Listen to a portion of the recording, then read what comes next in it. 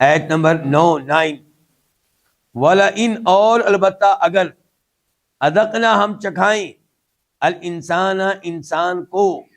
منا ہماری طرف سے اپنی طرف سے، منا اصل میں کیا تھا، من اور نا،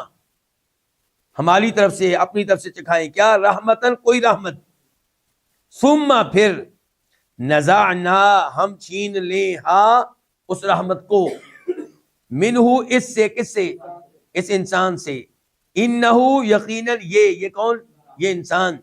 لا البتہ یئوس بہت مایوس ہونے والا ہوتا ہے،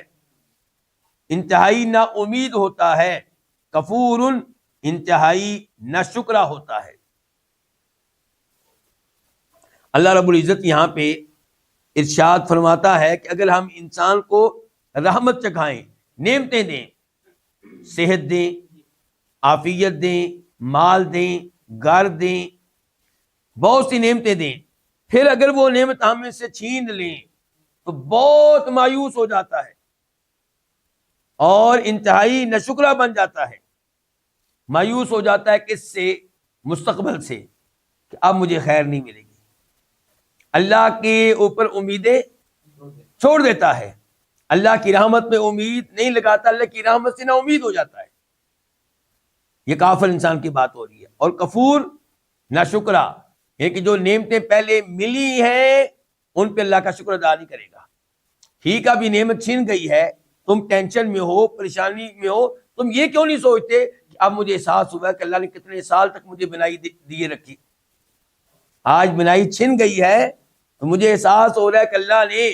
مجھے مفت میں 60 سال تک آنکھیں دیے رکھی، اللہ نے کوئی اس کا بل بھی وصول نہیں کیا، آج میرے سننے کی قوت جو ہے اس میں کمی آئی ہے، اب مجھے احساس ہو رہا ہے اللہ نے میرے اوپر فری کا احسان اتنے سالوں سے کیے رکھا ہے۔ اچھا انسان تو اس انداز سے سوچتا ہے